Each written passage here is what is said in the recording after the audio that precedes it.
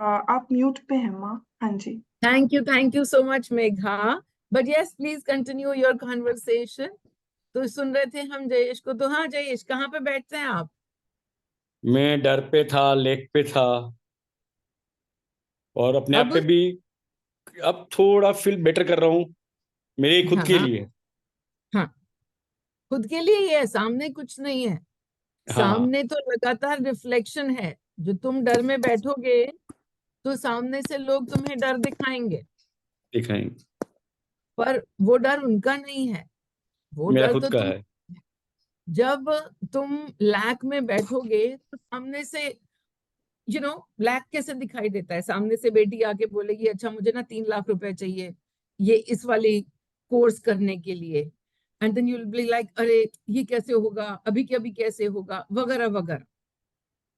तो it is always कि फिर लोग कहते हैं कि नहीं, पर बेटी मांग रही है तो मना कैसे करूं, इंतजाम कैसे करूं, ये तो करना पड़ेगा ना। एंड ऐसे बेटी मांग ही क्यों रही है अभी? तुमको तुम्हारा लैक दिखलाने के लिए। जो सामने से कोई भी मांग उठती है और हम उस मांग को पूरा करने के लिए बैठ जाते हैं, वो मांग पूरा करने की बात है ही नहीं। पहले तो आप अपना लैक देख जाओ कि अरे, उस मांग को देख के तुम्हें क्या महसूस हुआ कि अरे अभी तो इतना नहीं है, ये कैसे अरेंज होगा, ये होगा कि नहीं होगा, उसको करना है, उसके लिए बहुत जरूरी है। इन सब से क्या होता है? आपको आपका लैक एक्सपीरियंस होता है। लैक को एक्सपीरियंस करने के लिए कोई ना कोई कारण बन जाएगा, कोई कोर्स, कोई कुछ, कोई कुछ, और वो आपको आपका लैक एक्सपीरियंस हो जाएगा। जो वो बेटी ने वो कोर्स नहीं किया, मान लो कि बेटी ने बोला कि मुझे ये करना जरूरी है और ये होगा, इससे वो होगा, और मान लो उसने वो नहीं किया और आपसे उसका इंतजाम नहीं हुआ। अब आप कौन सी फ्रीक्वेंसी में बैठेंगे बाप होने के नाते? गिल्ट में। तो वहां से गिल्ट शुरू हो जाएगा कि अरे मुझसे ये नहीं हुआ, मुझे ये करना चाहिए था, कोई इंतजाम करना चाहिए था, कुछ तो करना चाहिए था, वगैरह वगैरह। लेकिन अब मैं कहानी पलटती हूँ कि बेटी को जहां पहुंचना है और बेटी को जो भी एक्सपीरियंसेस करने हैं, क्या किसी कोर्स पे निर्भर है या वो उसको मिलेंगे ही मिलेंगे? उसको जो मिलना है वो तो उसको मिलना ही है। Exactly right. जो उसको मिलना है वो तो उसको मिलना ही है। वो ये कोर्स करे तो भी मिल जाना है, और नहीं करे तो भी मिल जाना है। अगर उसको कुछ मिलना है, कैसा भी है वो कुछ, अगर उसको जॉय मिलना है तो उसको जॉय कहीं ना कहीं से मिल जाएगा। अगर उसको डिसअपॉइंटमेंट मिलना है तो उसको डिसअपॉइंटमेंट कहीं ना कहीं से मिल जाएगा, है ना? और उस सब के बीच में आपका क्या हाथ है? कोई नहीं। तो अब वो कोर्स जिसके लिए आप ऊबड़ खाबड़, ऊंचे नीचे वगैरह वगैरह हो रहे हैं, मायने क्या उसके? कोई नहीं। तो इसलिए जब हम ऊर्जा देखनी शुरू करते हैं और समझते हैं कि अरे, मैं सिर्फ अपनी ऊर्जा का मालिक हूं, जो इसके साथ हो रहा है, उसके साथ हो रहा है, उसमें किसी का कोई हाथ नहीं है। सब अपने अपने एक्सपीरियंसेस लिखवा के लेके आए। आप उन एक्सपीरियंसेस के बीच में अपने लिए क्या क्या बनाएंगे? गिल्ट बनाएंगे, फियर बनाएंगे, लैक बनाएंगे, मस्ती बनाएंगे। ये आपके ऊपर, बस इतना ही आपके ऊपर है। तो जब आप अब धीरे धीरे ऊर्जा की तरीके से देखना शुरू कर रहे हैं कुछ भी, जब आप ऊर्जा के रूप में कुछ भी देखने के लिए बैठते हैं, तो इस बात पे आपका ध्यान जाएगा कि मैं उसके लिए कुछ कर रहा हूं, नहीं कर पा रहा हूं, तो मैं क्या महसूस कर रहा हूँ। और जब आप गिल्टी महसूस करेंगे तो आप क्या करेंगे? आप अपना गिल्ट रिलीज कर देंगे। और फिर आप पाएंगे, जब आपने गिल्ट रिलीज कर दिया, तो वो बात जो है वो कहीं और से होके, वो होगी तो भी बढ़िया, नहीं होगी तो भी बढ़िया। ना आपको फर्क पड़ेगा और ना बेटी को फर्क पड़ेगा, क्योंकि आपने अपना गिल्ट रिलीज कर दिया। तो इस तरीके से, क्योंकि लाइफ भी ना कभी भी खत्म नहीं होती। ऐसे एक कोर्स कर लिया, नहीं किया, अगली कोई अपॉर्चुनिटी आ गई, अरे ये अपॉर्चुनिटी मिस हो गई। मैं इसी बारे में एक एग्जांपल देती हूँ कि मस्ती में बैठ के क्या होता है। तो एक और जो है मेरे फ्रेंड रोहित, वो अपने ही ग्रुप में है रोहित, तो उनका बेटा जो था वो, उसको एक फुटबॉल के लिए, वो फुटबॉल में है, वो फुटबॉल के अंदर he is playing football and उसको फुटबॉल ही करियर बनाना है वगैरह वगैरह, लेकिन वो फुटबॉल के फील्ड में, तो उसको कॉल आई बॉम्बे से, उसको कॉल आई बॉम्बे से, और वो बॉम्बे आया अपने ट्राई आउट्स के लिए, और आई थिंक दूसरे या तीसरे मैच के अंदर उसको इंजरी हो गई, इंजरी हो गई, तो वो तो अपने ट्राई आउट्स दे ही नहीं पाया, वो तो उसको इंजरी हो गई, वो बैठ गया, उसका कुछ काम नहीं हुआ, वो चला गया घर। मतलब ये लोग, अरे ये ट्राई आउट भी आया और उसका कोई फायदा भी नहीं हुआ, अरे इतनी अच्छी अपॉर्चुनिटी थी, आई भी नहीं, कैसे सब अपॉर्चुनिटी चली गई। चलो कोई बात नहीं, अब तो वो एमपीएफआई में बैठते हैं इसलिए चलो कोई बात नहीं, is has become an easy way out, कि हाँ ऐसा ही होना होगा, इसलिए ये हो गया, चलो लेट अस रिलीज। तो उनको तो जो भी माँ बाप को जो भी रिलीज करना था उन्होंने कर दिया। उसके बाद पिछले नवरात्रि, नवरात्रि अब ये कोई बात ही नहीं हो रही है मुंबई में ट्राई आउट्स की, नवरात्रि के टाइम पे मैंने सबको बोलना कि अरे इस बार तो डांडिया खेल लेंगे। हाँ, और डांडिया खेलने से पहले आनंदा भी था, मेरे घर पे आनंदा भी था। तो जब मैंने आनंदा अनाउंस किया तो रोहित ने बोला कि मैं आ रहा हूँ दिल्ली से, वो दिल्ली से आ रहे हैं, उन्होंने अपने घर वालों को पूछा, तो बेटे ने बोला अच्छा मैं भी चलता हूँ, मैं भी चलता हूँ। तो रोहित ने कहा ठीक है, पर मैं तो एक दिन के लिए जा रहा हूँ, आ रहा हूँ। और फिर मैंने सबको बोला था कि आओगे ना तो एक दिन तो हम ये करेंगे, घर पे आनंदा करेंगे, दूसरे दिन हम लोग ये प्रोग्राम करेंगे, और 4 दिन के बाद हम तो डांडिया खेलने के लिए जियो गार्डन्स जाएंगे। तो ऐसे ग्रुप बनाएंगे 20-25 लोगों का और जियो गार्डन्स जाएंगे। तो इसने बच्चे ने बोला कि नहीं नहीं मैं तो ऐसा करूंगा, मैं तो ना वो डांडिया मैंने कभी नहीं देखा, मैं तो डांडिया भी देख के आऊंगा। बात सिर्फ डांडिया और आनंदा की चल रही है। 4 दिनों के अंदर क्योंकि वो यहाँ पे आ रहे हैं, तो रोहित ने कहा अरे ये 4 दिन के लिए यहाँ पे आ रहा है तो लेट मी कॉल अप। तो ये आइडिया भी इसको ऐसे ही आया कि देखता हूँ वहां पे उसका कोई मतलब कोई पॉसिबिलिटी है क्या, वो वहां पे जाके खेल ले। तो उसने फोन किया, कोई एक्सपेक्टेशन नहीं रखते हुए कि अगर होगा तो हो जाएगा, हम तो डांडिया खेलने जा रहे हैं, हम तो आनंदा में जा रहे हैं और वापस आ रहे हैं, और ये चलो बीच रास्ते में होना हुआ तो हो जाएगा। लेकिन वो वहां पे आए, उन्होंने बोला हाँ हाँ बेटे को खेलने के लिए भेज दो। एक दिन भेजा, वो बोले अरे कल के लिए, कल मैच है, कल फिर से आ जाना। दूसरे दिन क्या, बोले अरे अच्छा खेल रहे हो, कल तीसरा मैच है, फिर आ जाना। ऐसे करते करते वो तो 2 महीने यहीं पे रह गया मेरे पास ही, क्योंकि मैच पे मैच, और उन्होंने तो उसको टीम में शामिल कर लिया। कोई जो, अरे वो अपॉर्चुनिटी रह गई, वो जब उसको आना ही था तो वो कैसे एकदम से ईज एंड ग्रेस में आपके सामने आ गई, ईज एंड ग्रेस। लेकिन उसके लिए अरे ये नहीं हुआ, ये चली गई, वो वाली फ्रीक्वेंसी के अंदर बैठना ही नहीं, कि कोई भी अपॉर्चुनिटी जो है, अरे वो छूट गई, वो छूटने से लैक आता है, फ्रीक्वेंसी लैक की है, पर कहीं पे कुछ भी छूटा ही नहीं। आज अगर हमको कुछ चाहिए था और नहीं मिला, तो हम उसको कि हाँ ये नहीं मिला, नहीं मिला की बजाय ये जो होना था, the universe is playing in my favour. आज जो ये नहीं हुआ, इसमें भी the universe is playing in my favour, इसमें भी सृष्टि मेरे पक्ष में ही खेल रही कि आज जो काम होना था वो नहीं हुआ। और कैसे, तुम पूछोगे कैसे पक्ष में खेल रही है, भाई मेरा तो इतना इंपॉर्टेंट काम था और वो नहीं हुआ, तो इसमें मेरा पक्ष में कैसे खेल गई है सृष्टि। चलो तुम कहते हो कोई बात नहीं वो तो ठीक है, लेकिन ये पक्ष में कैसे खेल गई। आज तुम जो भी काम करते वो आज की फ्रीक्वेंसी में बैठ के करो, और अगर आज की फ्रीक्वेंसी लैक की बनी हुई है तो तुम भले ही कुछ भी कर लो, वो लेके और क्या आएगा तुम्हारे लिए, और क्या बनाएगा, लैक ही बनाएगा। तो आज वो नहीं हुआ तो बहुत ही अच्छा हुआ कि लैक की फ्रीक्वेंसी में इतना इंपॉर्टेंट काम नहीं हुआ। जो मैंने शायद पिछली बारी तुम्हें सुनाई थी ना वो कहानी की, वो जो $1 बिलियन की डील थी, हाँ तो मैंने उनको यही बोला, मैंने कहा इतने सालों तक तुम्हारी वो डील नहीं हुई, इसका शुक्राना करो तुम, क्योंकि तुमको $1 बिलियन की डील हो जाती भले ही, तुम उसके पीछे थोड़ा और भागते तो हो जाती, लेकिन लाती क्या तुम्हारे लिए $1 बिलियन की डील? और ज्यादा लैक, और ज्यादा लैक, क्योंकि तुमने उसके पीछे भाग भाग के और लैक क्रिएट कर करके और तुम यहां तक पहुंचे हो कि $1 बिलियन डील हुई है।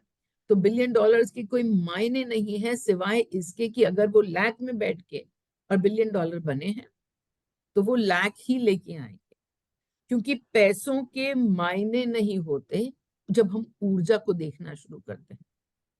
पैसे तो हर चीज की इमोशन ले आते हैं और उनके अलग से कि अच्छा पैसे की एनर्जी क्या है, पैसे की कोई एनर्जी नहीं।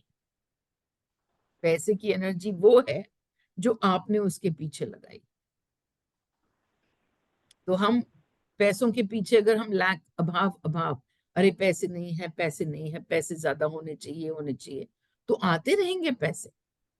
और हर बार अपने साथ ये टैग लाइन जरूर लेके आएंगे, अरे थोड़े और होने चाहिए थे, भले करोड़ बन जाए, भले 1.5 करोड़ बन जाए, भले ही 4 करोड़ बन जाए, भले ही 40 करोड़ बन जाए, थोड़े और होने चाहिए थे का ये जो राग है ये चालू रहेगा, क्योंकि फ्रीक्वेंसी वो वाली। और फ्रीक्वेंसी अगर मस्ती की है तो मायने ही नहीं रखते। इतने चले गए, चलो अच्छा हुआ, इतने आ गए, चलो अच्छा हुआ। न तो आने पे नजर और न जाने पे नजर।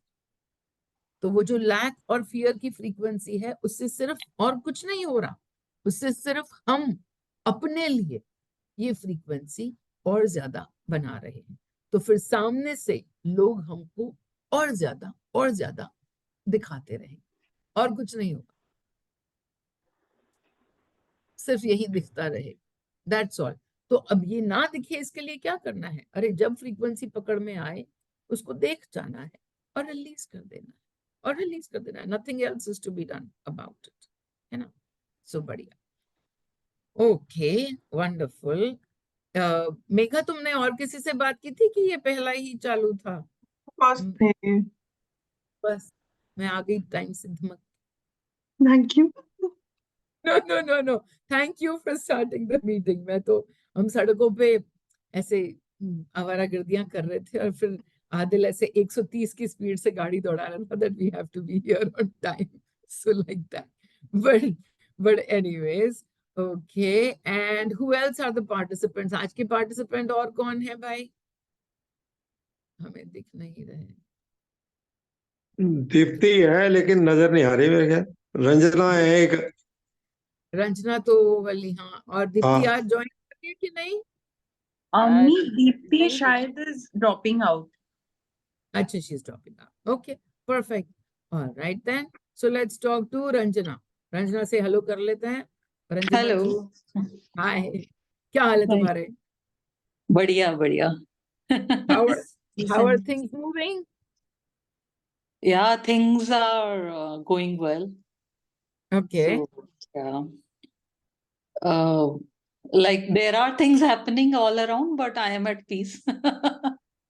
No, इनको Yeah. नहीं, उसको भी देखना होता है, उसको भी हाँ, देखना होता है। When you say I'm at peace and things are happening all around, उसको देखते चलो। क्यों? क्योंकि the moment you are in peace and you think you are in peace and suddenly something will erupt, तो उसको देखते चलना है। क्योंकि जब हम कई बार ऊपर की सतह पे कि नहीं ये सब हो रहा है, कुछ एक एग्जांपल बताती हूँ।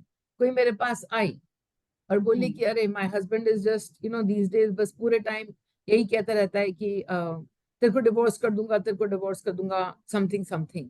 तो ऐसे ओके, जब वो कहता है तो क्या है, how do you feel?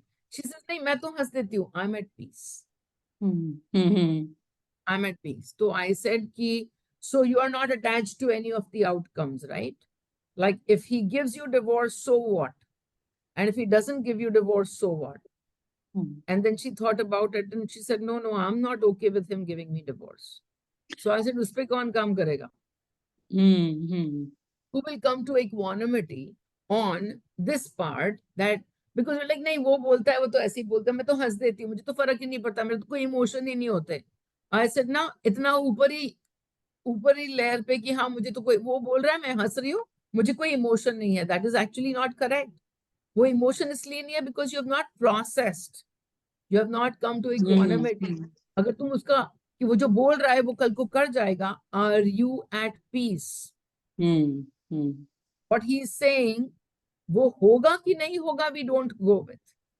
Yeah. But we just process and bring ourselves to to equanimity on this space कि ये हुआ तो भी क्या, और ये नहीं हुआ तो भी क्या.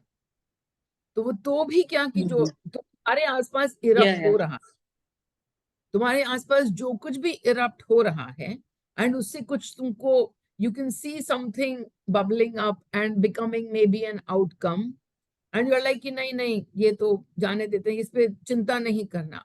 चिंता तो नहीं ही करना, पर देख जाओ इसके अंदर दोनों तरफ जहां पे भी कोई भी आउटकम्स बन रहे हैं, उसके अंदर तुम्हारा कहीं पे भी कोई भी इमोशन है, या you are in the understanding that the universe is playing in my favor. Okay. Yeah. It's I more about in the company reorg and all. And anyway, I don't have any control. वो जो होगा होगा. whether you have control, whether you don't have control, you have emotions. Yeah. So I'm processing them.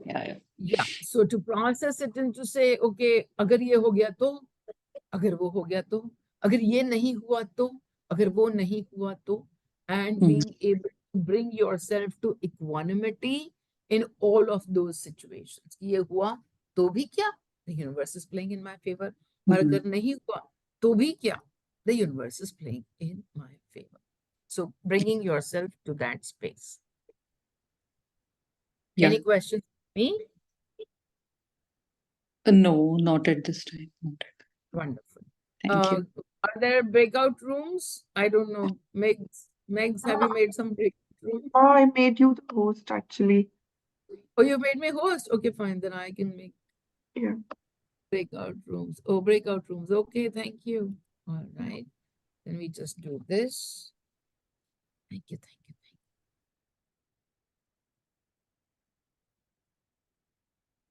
Okay, everyone. Off to the breakout rooms. You go.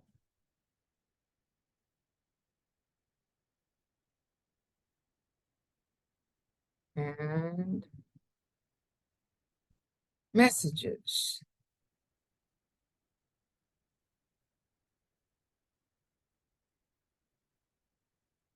Okay. A question answer has come up to be read. All the participants have moved to the breakout rooms. Think so. Okay. Here's a question answer. When somebody asked me this question, this is an old post, but let's read through it. We understand that people just bring about what's inside us. The insecurity, the anger, the void is all in each one of us, just that it gets triggered by others and then we judge them. But the difficult part is not to release. The difficult part is to not repeat. So many people keep coming to me and saying, oh, this is so difficult to remind myself. This is so difficult to not repeat this. This is so difficult, this being on this path. And I say, okay, apparently it is more difficult for you to be aware than to go through the entire next experience. So if it is easier for you to go through the whole experience that you've just been through, if you find that easy, choose your ease. Go through the whole experience again and again and again in a repeat pattern if you think that that's easier. I have a different opinion. I don't think that's easier. I think that it is easier to become aware. So Meenal says, being the observer is like having a bath. So let's say you took a bath just now, and within a few minutes of the bath, you stepped into a puddle. What would you do? Would you clean yourself up, or would you keep feeling bad about how this puddle has ruined your entire day? Both options are available to you. No matter how bad you feel about the puddle, no matter how much you complain about the puddle, But if you don't take a bath, the mud is going to stay on you.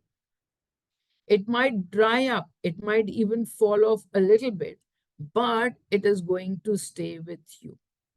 So the only solution that I see is that each time you walk into a mud puddle, you clean yourself up. That's it. You just clean yourself up. There will be mud puddles everywhere all the time. But that's the only work that you do. You cleanse your thoughts. Even if you just cleaned off the mud, your fears, anger, frustration, and then a few minutes later, you realize that you stepped into the same puddle of emotions again, you simply do the cleanse again for you to be clean once again. If that means 50 times over, then you do it 50 times over. It only means that you went into the puddle 49 times. And the good part is that you realized and you became aware 50 times. So for that, give a pat on your back. When do we stop going into the puddle? And when do we get to swim in the clean waters? And the answer to that is, why worry about going into puddled waters when you know that there is always cleansing available? Yes, there will be times when you will be able to see the puddle and sidestep it. And yes, there will be times when you don't remember to sidestep, but within a few minutes, you will realize that you walked into a puddle. And then go for a bath. The awareness is not that you are able to forecast all the puddles and that you are able to sidestep each one of them and to be able to keep swimming in clean waters only. No, the awareness is simply that no matter how many times you put yourself into a puddle, you can clean yourself. The awareness is that you always have the choice in your hands to take a bath, to release your emotion, to shift yourself to peace, or not. The choice is always yours to experience the bath or to experience the puddle. And that's the message, the one that we keep repeating, and yet, so many of us go through this. Okay, one more question answer. What do you do? Somebody asks me, what do you do when you observe that people around you are secretive? They are not loyal, they are manipulative, and you think that you are not. Unlike them, you have difference in thoughts. How do you deal with such a situation? And the answer, accept the parts of you that are not loyal. Accept the parts of you that are manipulative. Accept the parts of you that are secretive. Trust me, you are all of that. We are all of what we haven't accepted. Judgments come from having a very limited memory.